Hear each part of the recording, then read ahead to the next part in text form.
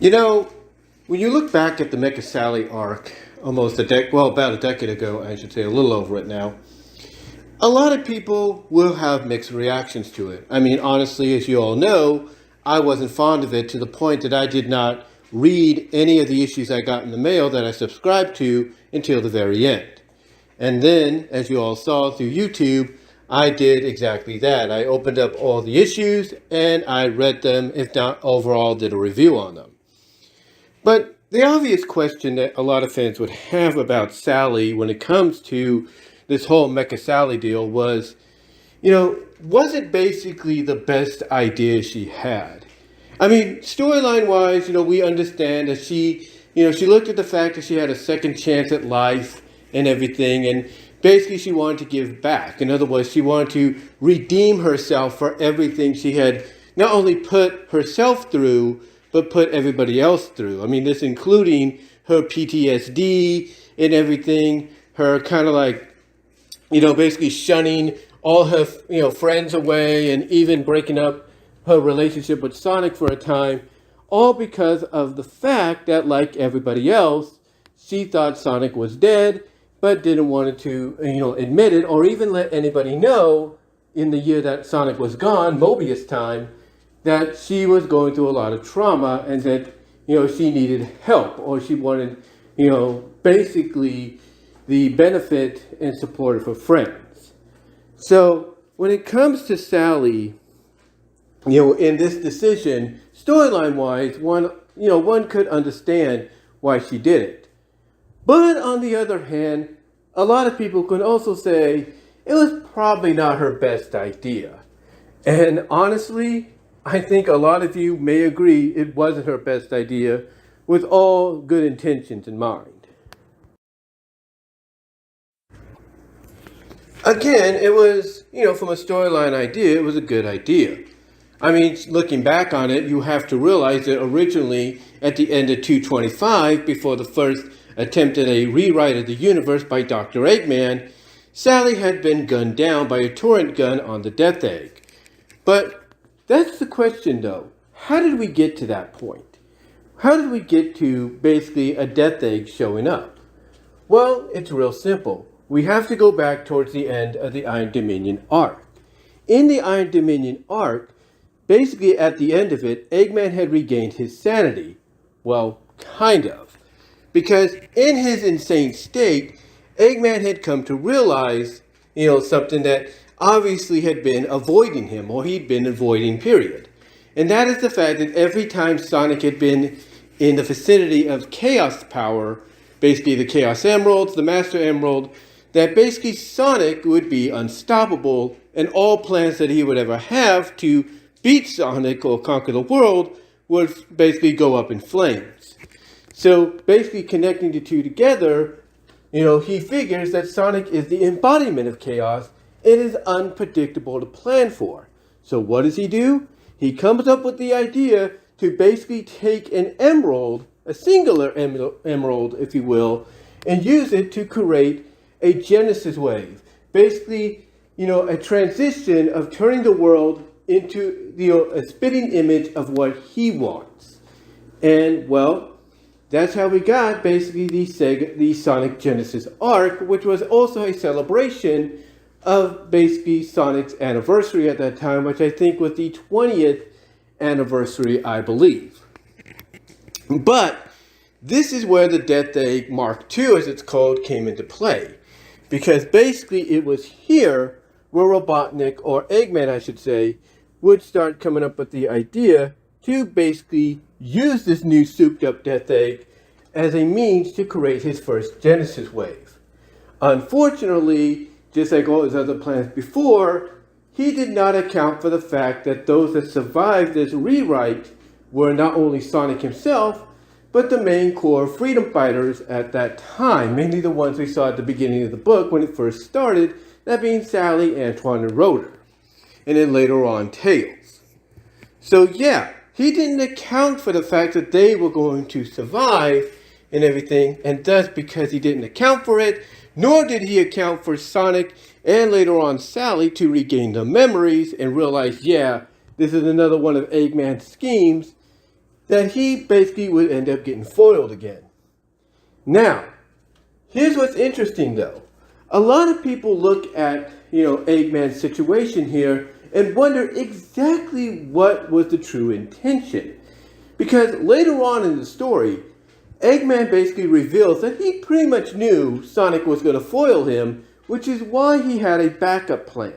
A backup plan that would use the new Death Egg Mark II as a global roboticizer.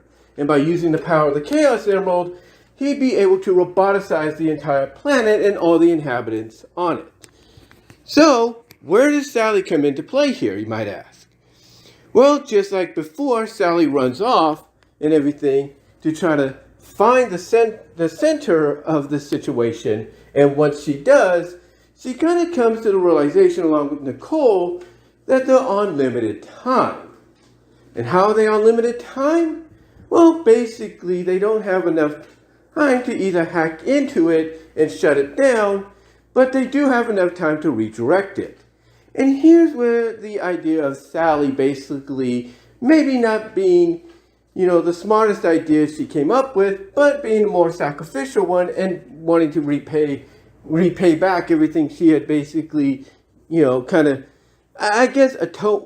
wanting to atone for, came into play. Basically, she asked Nicole to redirect the beam on their location. Nicole, of course, basically being against this, knowing exactly what would happen, but Sally's willing to accept it. However, what Sally doesn't come to realize is after she makes this sacrifice, well, Eggman has other things in mind for her. And those other things are, of course, weaponization. And believe me, when fans saw that, I could tell you, honestly, not a lot of folks were very thrilled with it. Now, what I mean by fans not being thrilled with it is the fact that, again, even as I've mentioned recently, it just did not make a lot of sense. It did not make a lot of sense due to the fact that, well, wait a minute. If you're modifying, this new weaponized Sally to basically, block out any influence of a power ring, which from Sonic lore perspective, cartoon and comic-wise, basically gives back the freedom, basically free will to the roboticized character, basically it just didn't make sense to them how that was possible. Now, thankfully, you have other places, fan comics and everything like Archie Sonic Forever that try to fill in that gap by basically having someone like Tails explain that maybe Eggman basically created some kind of padding that prevents the power ring from influencing Sally and giving back her free will, because if it wasn't for the padding, the insulation, if you will, she would be herself just roboticized and weaponized. And Eggman pretty much knows that if that's the case, he would be a dead man. There's no doubt. But yeah, when you look at the weaponized Sally, though, outside of that, this is where a lot of fans, look at the fact that Sally's a good character, but this was probably not her smartest idea.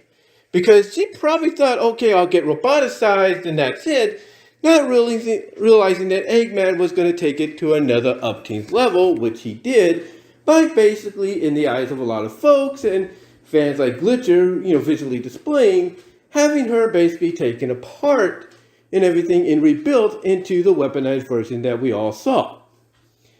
And this would last for quite some time, spanning between all the books. However, this would all come to an end in 247 when once again we had another Genesis wave, but this was to lead us into the crossover with Mega Man called Worlds Collide.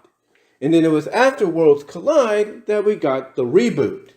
But how did that reboot happen, you might ask? How did it happen from a storyline perspective? How did it occur? Well, from a storyline perspective, Sonic basically realized that, just like before, things weren't as they seemed. And just like before, with the Sonic Genesis story, his memories were slowly coming back, as well as Mega Man's. So Sonic was basically able, along with Mega Man, to gather or collect all the 7 emeralds and become super versions of themselves, thus using the power to not only defeat the combined alliance of Eggman and Wily, but also restore the worlds. Well, Mega Man was able to do this. Sonic was unfortunately not able to do it as originally planned, because unlike Dr. Wily, who was willing to accept defeat and just basically start over again, Eggman did not want to accept defeat. Basically, his words were, if I cannot have the world my way, then you won't have it at all. And thus he interfered with Sonic trying to restore the world, and basically a lot of fans would consider this being Eggman's biggest F-up. But how does this side into what's going on with Sally? Well, Sally, basically as a result, is restored. She is flesh and blood again, of course, with a new redesign that was teased at one of the New York Comic-Cons.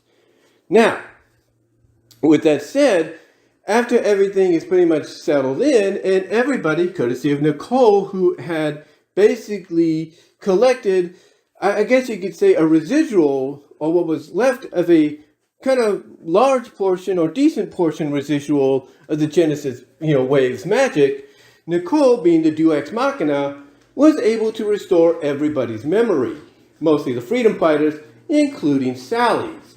Although in the story, the friends were very hesitant to have Sally have her memories restored, because with their memories restored from the old world, they knew exactly what had happened to Sally, and if Sally had her memories restored, she would basically kind of see exactly what occurred as well.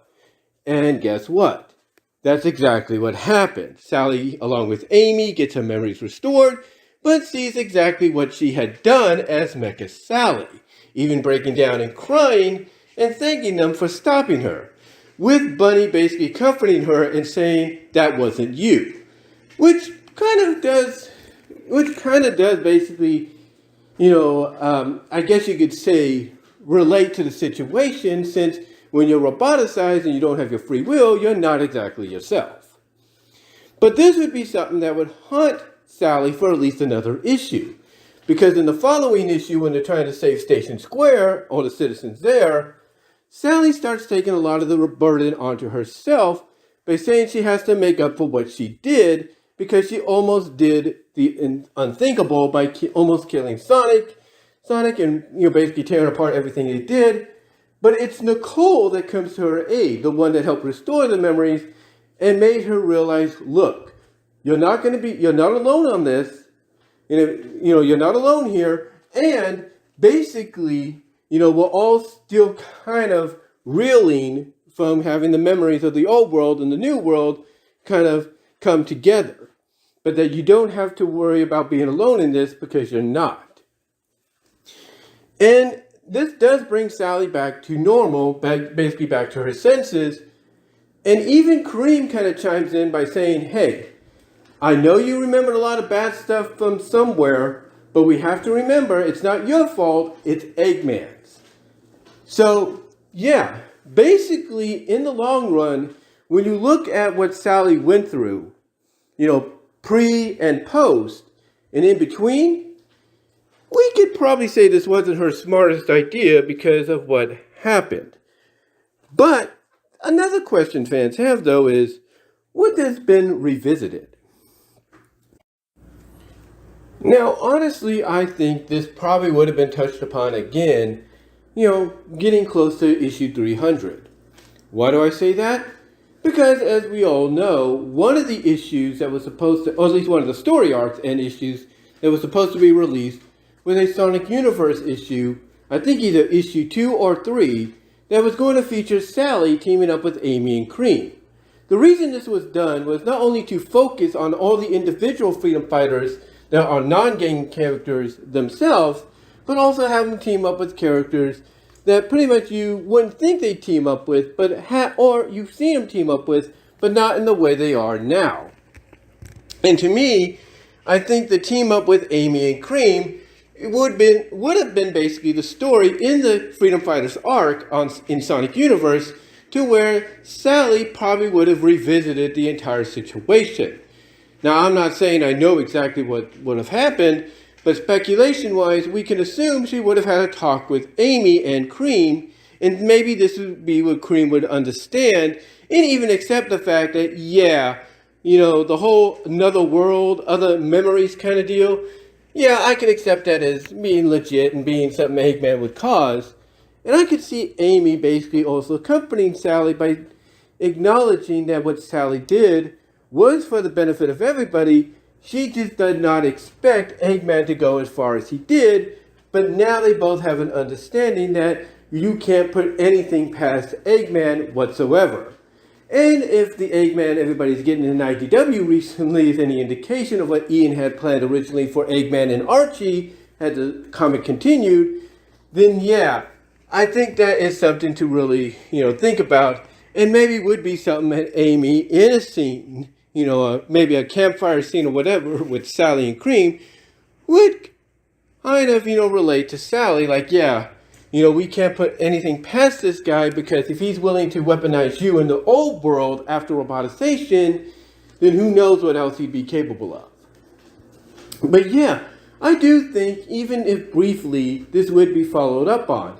Even with Sally probably wondering if maybe there's a chance that if she ever did confront Eggman one-on-one, that she might probably want to take him out for good because of what he did to her and everything.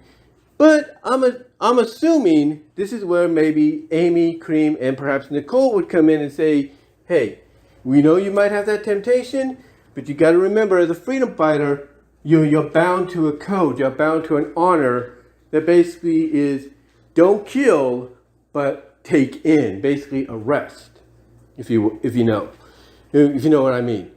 But yeah, I think honestly it would have been followed up on, especially in the Sonic Universe arc.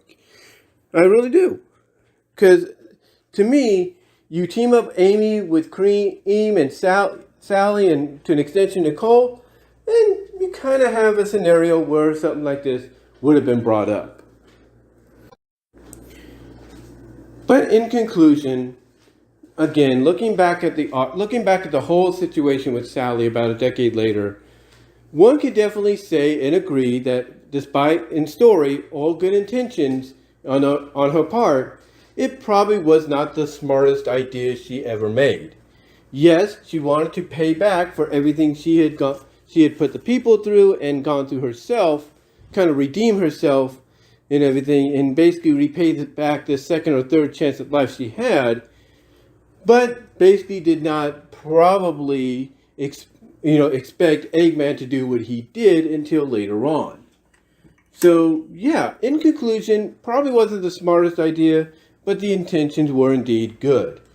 But let me know what your thoughts are. How do you feel about the entire Mecha Sally arc in total, continuity-wise, storyline-wise? Do you think it was the smartest idea on Sally's part? Or do you think it was the dumbest? Also, do you think the story would have been followed up on later on in the book had they continued in both universe and the main?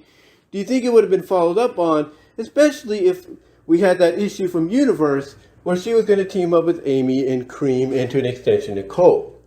What are your thoughts? Let me know down below in the comment section, as well as in the live chat during the premiere. Like the video, and I all hope you have a good 4th of July. Also, super chats are open in the live chat during this 4th of July. If you want to help donate there, it'd be greatly appreciative. Also, check out the Teespring store where you can find some Raleigh for Sally merchandise there, and I think you'll really enjoy that. But until next time, guys, let me know what your thoughts are, and I'm out.